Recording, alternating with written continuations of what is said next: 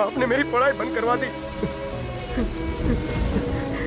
4 पैसे भी नहीं दिए, धंधा कर रहे हैं, बात करते हैं। एक बाप होने के नाते कभी पूछा है अपने बेटे को क्या चाहिए? बस पैदा करके बस्ती की गलियों में छोड़ दिया। न जाने कौन से जन्म का पाप था जो मुझे तुम जैसा बाप मिला। अरे अपनी करनी का मुझे क्यों दोष दे रहा है? अगर बच्चों को पैसे दिखाने ना ले गया होता एटीएम में तो ये दिन ना देखना पड़ता। अब तुम ही बताओ मेरी क्या गलती है इसमें? ये पहले से ही इतना गिरा हुआ है, अब इससे ज्यादा और कितना गिरेगा? ऐसी औलाद से तो बे औलाद होना अच्छा है। परेशान है बेचारा।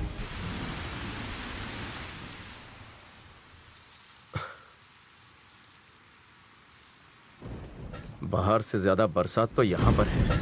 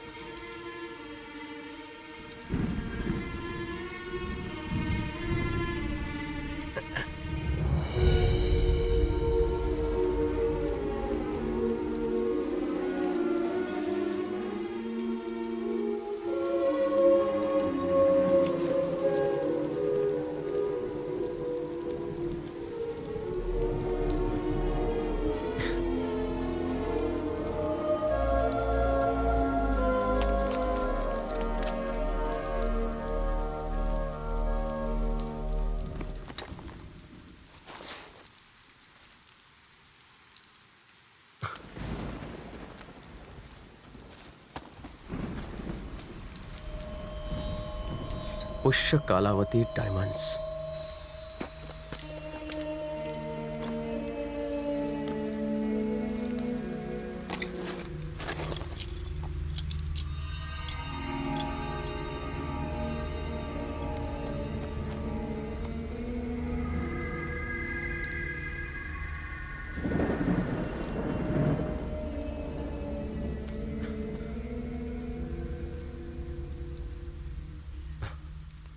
मैं सत्यनारायण वर्मा इस वसीयत में अपनी सारी जायदाद अपने बेटे नरेंद्र वर्मा के नाम कर रहा हूं।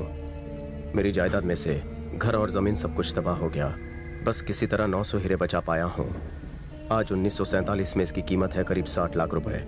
इन हीरों पर सिर्फ मेरे बेटे का और फिर उसके बेटे का और फिर उनके वारिस का हक रहेगा और कोई इसका मालिकाना हक नहीं जता सकता। पापा पापा पापा उठिए ना। अरे क्या है? उठिए ना पापा। अरे सोने देना भाई। देखिए मेरे दादाजी आपके लिए वसीयत छोड़कर गए हैं। हैं? लिखा है उन्होंने आपके लिए 900 हीरे छोड़े हैं। एक काम कर, मैं तुझे सुबह लॉकर की चाबी दे दूंगा, तू जाकर वहाँ डिपॉजिट कर देना, ठीक है? अब मुझे सोने दे। अरे बाद में सोइएगा। उठिए। क्या है? जरा इस वसीयत पर एक नजर तो डालिए। उन्होंने हम लोगों के लिए 900 हीरे रखे हैं। पढ़िए। मुझे लगता था हमारे घर में सिर्फ एक ही पागल पैदा हुआ है। तेरे दादा भी सरफिरे थे, आज पता चला। बेटे, तेरे दादा ने शायद इतनी जायदाद मेरे लिए कमाने के सपने देखे होंगे। फूटी कौड़ी दी नहीं, टाइम पास के लिए विल बना गए और तेरे जैसे नमूने में अपने अंश डाल गए। ले पकड़ ये फटी जायदाद और अब मुझे चैन से सोने दे। उनके बारे में कुछ तो बताइए। क्या है? मैं छोटा था तभी तेरे दादाजी गुजर गए। कुछ सालों के बाद तेरी दादी भी गुजर गई। जहां तक मैंने सुना था तेरे दादाजी मरते दम तक एक साइकिल चलाते थे, वो भी टूटी फूटी। अगर उनके पास हीरे मोती होते तो क्या वो इस तरह की टूटी साइकिल चलाते? सुन, मुझे तो लगता है उनके भी दिमाग का सर्किट उड़ गया था जो ये विल बनाई। वो तो मर गए, अब तू मुझे क्यों मार रहा है? जा जाके सो जा, जा वरना मम्मी को बुलाऊंगा।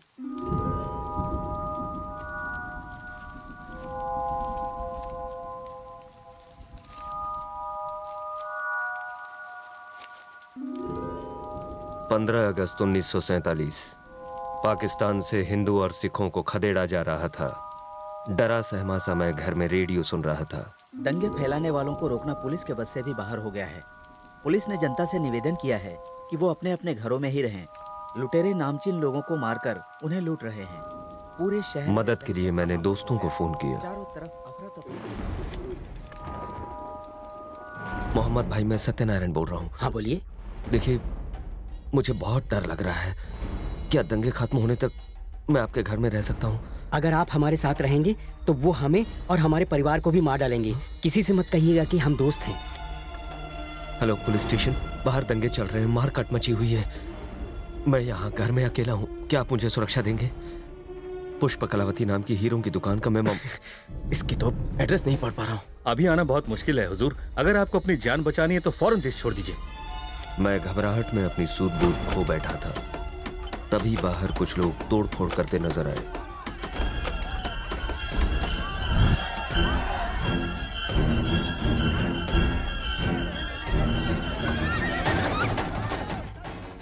इससे पहले कि वो मुझ तक पहुंचते, मैंने वहां से निकलने का फैसला किया।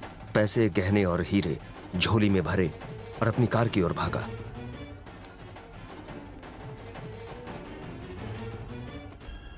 कुछ लोगों ने मुझे भागते हुए देख लिया और मेरा पीछा करने लगे, पर किसी तरह से मैं वहां से बच निकला। वो जानते थे कि मेरे पास बेशकीमती हीरे हैं। मुझे मेरी मौत का खौफ था, इसलिए कुलदेवी मां हिंगलाज देवी के रास्ते में दर्शन किए और तेजी से आगे बढ़ता रहा। पूरा इलाका लाशों का ढेर बन चुका था। चारों ओर मारकाट मची हुई थी। भागने के रास्ते कम थे। जब मैं छोटा था तो मुझे पता था कि राजा युद्ध के दौरान किसी गुप्त रास्ते से जाया करते थे। एक दिन मैंने वो देख लिया, पर अंदर जाने की कभी हिम्मत नहीं हुई।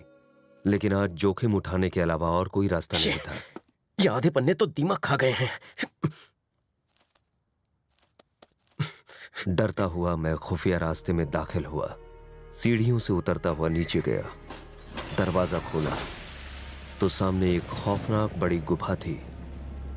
मेरे कदमों की आहट भी मुझे डरा रही थी। उस भूल भुलैया में पता नहीं मैं कहां जा रहा था। तभी अचानक एक कंकाल से टकराया। कंकाल से टकराते ही एक चेन मेरे हाथ में गिरी। मैं डर गया। चेन लेकर मैंने वापस लौटने का फैसला किया। सारे रास्ते एक जैसे थे, इसलिए मैं रास्ता भटक गया। 4 घंटों पागलों की तरह अंदर घूमने के बाद मैंने जीने की उम्मीद छोड़ दी। मैं बुरी तरह से थक गया था, इसलिए मैं आराम करने के लिए एक जगह रुक गया।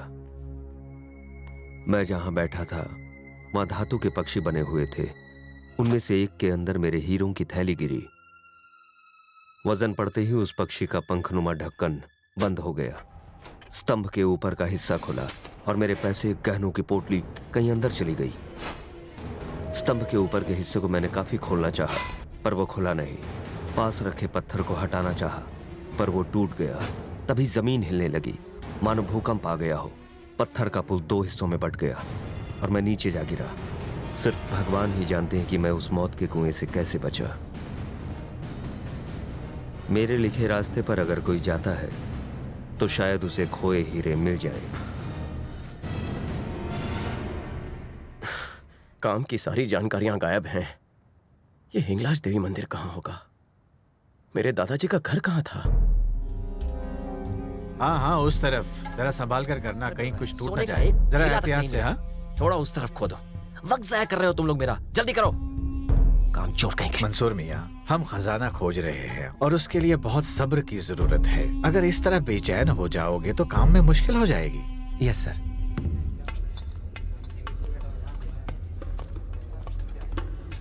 बड़े साहब, जरा यहाँ आइए जल्दी। क्या बात है? यहाँ हमें एक धातु का पक्षी मिला है। उसे बाल्टी में रखकर संभाल कर ऊपर भेजो।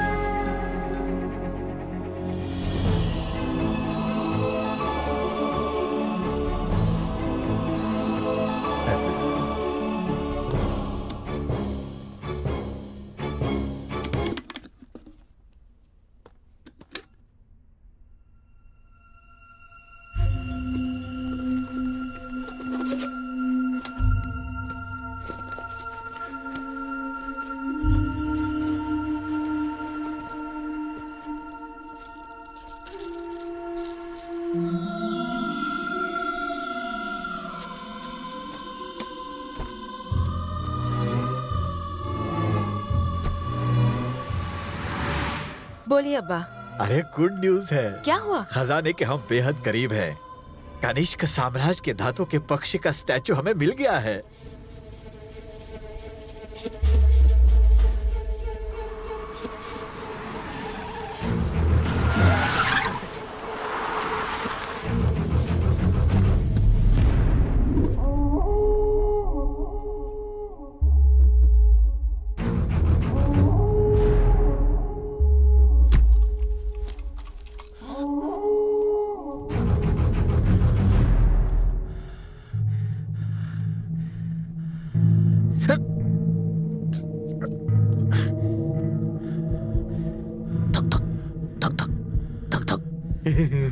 वही धक धक धक धक धक धक, फिर वही खौफ सुनाई दे रहा है। खौफ की रफ्तार भी वही है, और ये खौफ मेरा नहीं है। इसे एक ही खौफ है कि कहीं वो बेशकीमती खजाने तक मैं ना पहुंच जाऊं।